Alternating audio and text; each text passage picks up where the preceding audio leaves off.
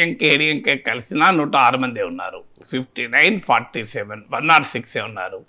So మిగతా పార్టీల మద్దతు ఇవ్వకపోతే ఆ రెండు పార్టీలు కలిసినా ప్రభుత్వాన్ని ఏర్పాటు చేయలేరు. నెంబర్ 1.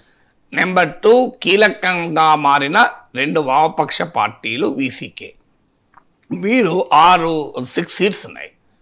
వారు ఇప్పటి వరకు కమ్యూనిస్ట్ పార్టీలు రిటర్న్గా విజయ్కి మద్దతుగా లెటర్ ఇవ్వలేదు. ఎందుకు ఇవ్వలేదంటే మేము సెక్యులర్ ప్రోగ్రెసివ్ అలయన్స్లో డిఎంకే మిత్రపక్షాలుగా గెలిచాము, సో ఎథికల్గా డిఎంకే మిత్రపక్షాలుగానే ఉంటాము అన్న స్టాండ్ తీసుకున్నారు.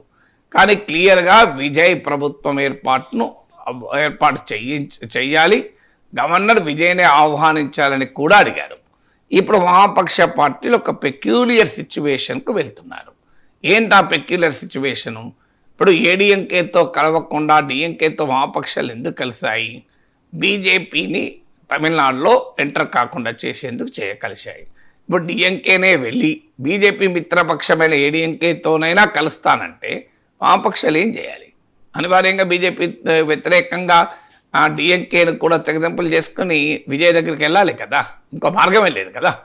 దాంతోపాటు వామపక్షాలు ఇప్పుడు డిఎంకే ప్రభుత్వము ఏర్పాటు చేస్తానంటే కాదని విజయ్కి మద్దతు ఇస్తాను ఎన్నికలు. డిఎంకేకు మద్దతు ప్రభుత్వం ఏర్పాటు చేస్తానని ముందుకే రాలేదు. ఏడీఎంకేతో కలిసి ఏర్పాటు చేసే ప్రభుత్వానికి వామపక్షాల సంబంధం లేదు. మరి వామపక్షాలకు ఇప్పుడున్న మార్గం ఏంటి? సో ఇప్పుడు విజయ్కి మద్దతు ఇవ్వడం తప్ప మరో మార్గమే లేదు కదా.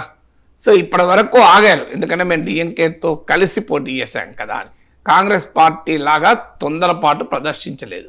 దాన్ని తొందరపాటు అన్నా అనొచ్చు, లేదా చాలా